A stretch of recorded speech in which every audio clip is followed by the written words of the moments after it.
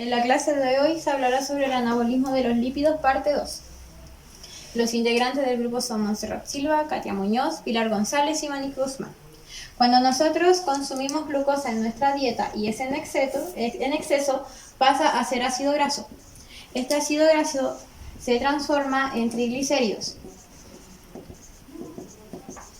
que se ubican en las células llamadas adipocitas, que tienen forma de círculo.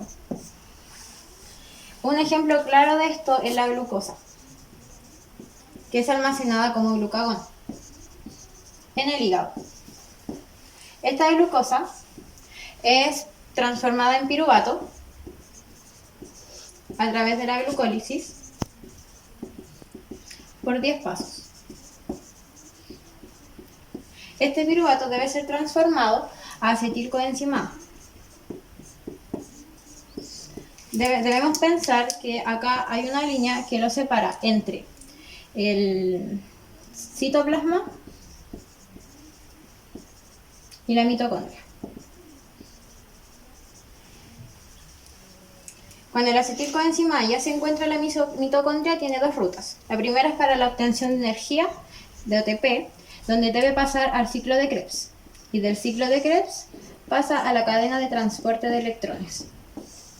Cuando ya tenemos acetilcoenzima A en exceso, debemos llevarlo a transformación de ácido graso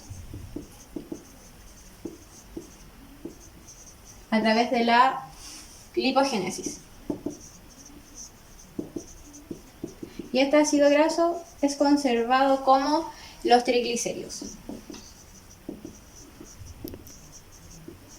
También debemos recordar que los ácidos grasos son cadenas de hidrógeno y carbono lineal, pero existen dos, los saturados y los insaturados. Los saturados son cuando entre sus cadenas de carbonos tienen un enlace simple, y cuando son insaturados tienen enlaces dobles, uno o más.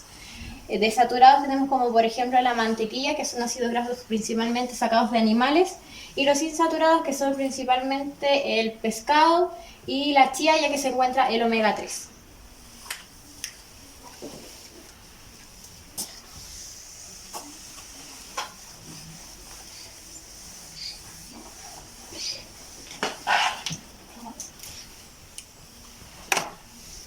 Bueno, yo les voy a hablar de las interconexiones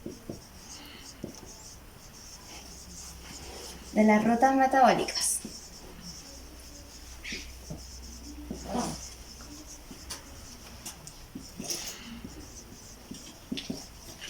Específicamente la de los glúcidos y la de los ácidos grasos, que es lo que estamos hablando. Bueno, pasa que cuando uno ingiere comida y ya no hay necesidad de producir energía, o sea, ATP, uno ya no pasa por glucólisis ni ciclo de Krebs, sino que va a almacenar esos ácidos grasos a través de la síntesis de ácidos grasos. Entonces, partimos con glucólisis. A partir de la glicólisis se forma piruvato. Este piruvato es descarboxilado oxidativamente para producir el acetil-CoA, ya que aquí tiene que pasar al ciclo de Krebs.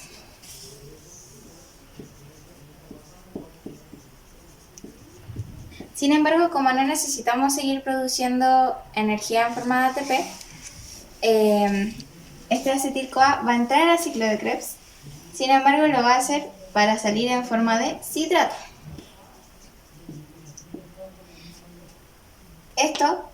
La glicólisis ocurre fuera de la mitocondria, en el citoplasma. Y el ciclo de Krebs ocurre en la mitocondria. Cabe destacar que acetil-CoA no puede salir de la mitocondria por sí sola. Entonces lo hace disfrazada como citrato y se genera la síntesis de ATP, o sea, de ácidos grasos. Cabe destacar que a través del catabolismo de ácidos grasos, que es la beta-oxidación, sus productos también terminan en acetil-CoA y así se vuelve a generar acetil-CoA para pasarlos a la síntesis de ácidos grasos.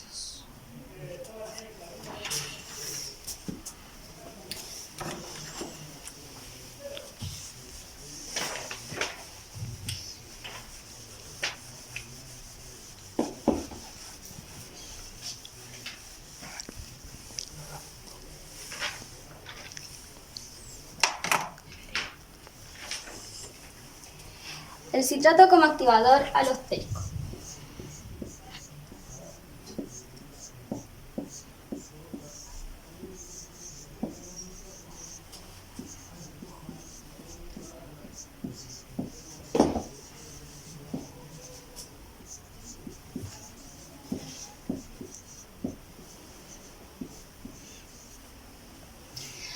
Cuando la acetilcoenzima A debe carboxilarse para pasar a malonilcoenzima A, lo hace gracias a la enzima acetilcoenzima A carboxilasa.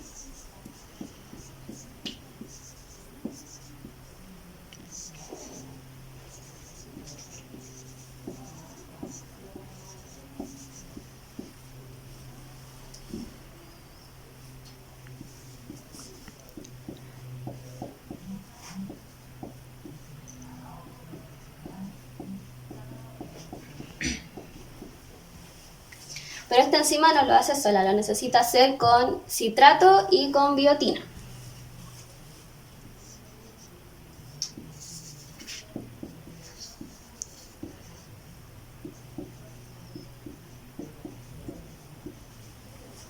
La biotina es un cofactor vitamínico en donde la enzima acetilcarboxilasa es dependiente de ella.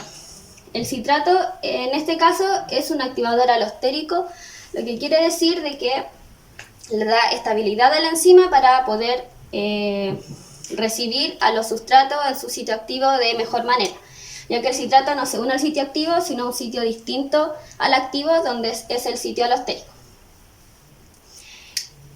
El citrato lo que hace es, como dije anteriormente, estabilizarla y provocando el aumento de la velocidad máxima, dándole una mayor saturación con mayor rapidez a la enzima. El citrato anteriormente también participa como precursor de la acetilcoenzima A en el momento de salir de la mitocondria. Además, para funcionar esto necesita ATP y necesita bicarbonato.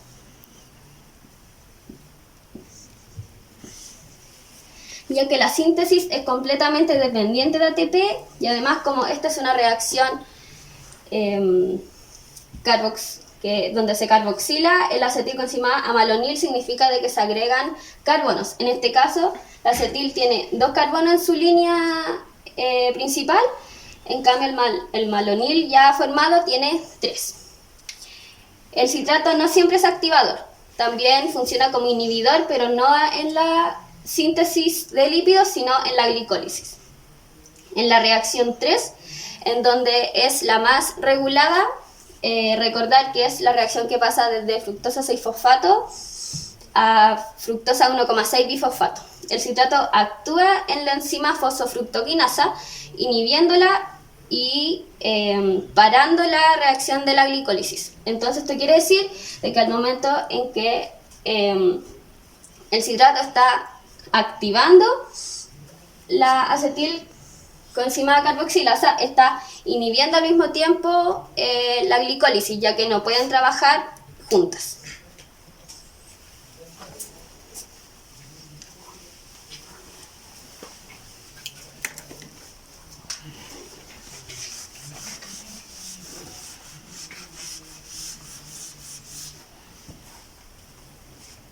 Ahora veremos la regulación de los lípidos.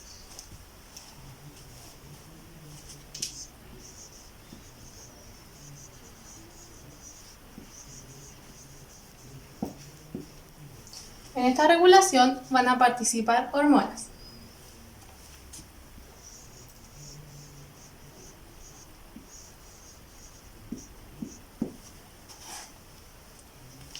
vamos a tener el citrato, que el citrato, para que se convierta en acetil-CoA,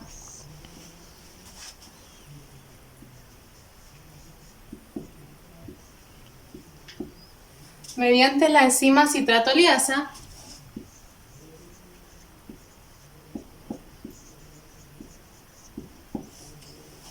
va a ser un mecanismo activado por la insulina.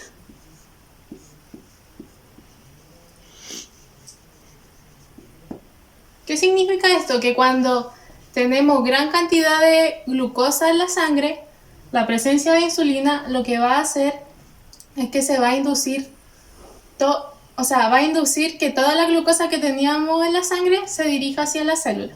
Y así esta vía metabólica va a estar altamente activada.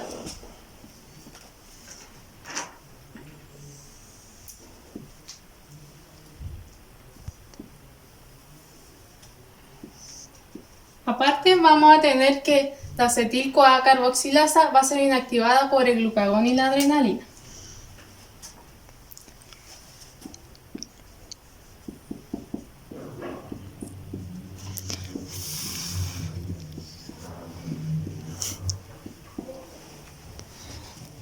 ¿Cuándo ocurre esto? Esto ocurre cuando el acetil-CoA se va a transformar en malonil-CoA.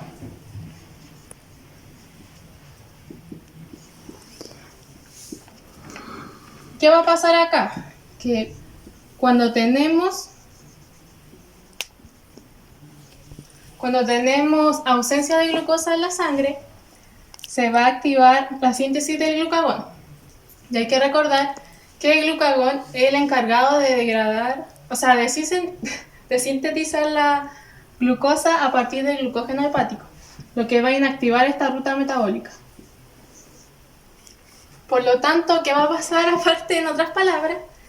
Es que al inactivar esta ruta va a provocar que la activación del citrato sea más lenta y por lo tanto esta ruta metabólica se va a llevar en un menor periodo de tiempo.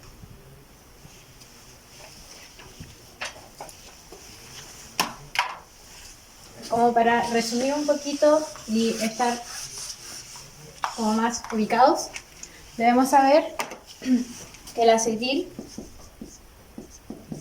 coenzima A pasa a acetil SAG. ¿Esto por qué? Porque se introduce este SAG, que es un complejo ácido graso sintetasa que provoca que se elimine la CoA. Esto, tenemos el malonil coenzima A, que apareció de lo que nos dijo nuestra compañera Pilar. Este malonil coenzima A se une al acetil SAG y provoca el cetoacil SAG.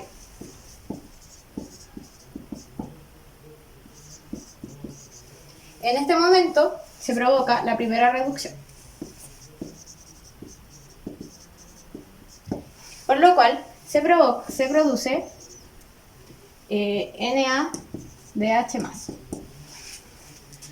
Este cetoacil SAG, gracias a la reducción, provoca hidroaxial SAG.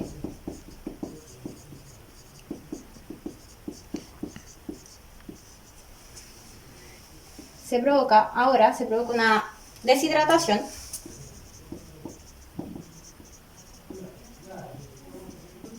ya que sale una molécula de agua, provocando que se forme la trans delta 2-enoil SAG.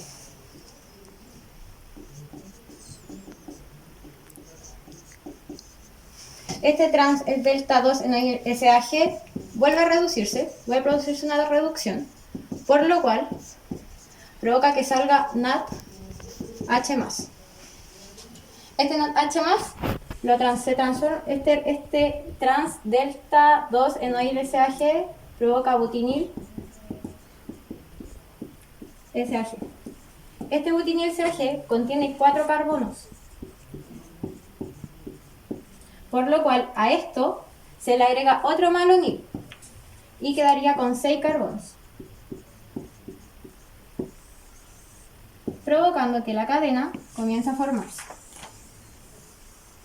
Tendríamos aquí ya los 6 carbonos de ácidos grasos. A estos 6 carbonos se le agrega otro malonil y forman los 8 carbonos.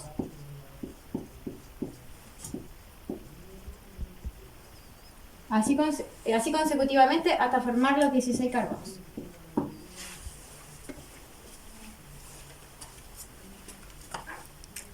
En síntesis,